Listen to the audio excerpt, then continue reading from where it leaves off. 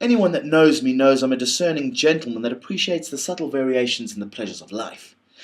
Take burping. Now, most people wouldn't know the differences between burps, whereas I have made a list. Take this one. Now, that's pretty much your standard Class A belch. Now, I've named that one the Bulawayo, because with a little bit of shaping, you can actually sound out the name to Zimbabwe's second largest city. Bulawayo. Yeah, and if you like curry or Mexican food like a jalapeno tortilla or a habanero burrito, you've probably experienced the dragon's flame. Now this is a burp which is suppressed, and then the gaseous chili stings your nasal passages.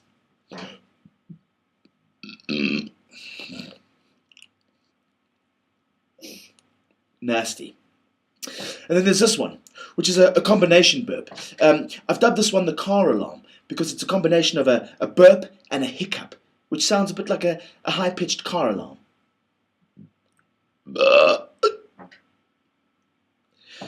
Okay, so I've got thousands of these, but I'm a very busy man, so I can only give you a little taste of my knowledge. But I will leave you with this one. I call this the San Andreas.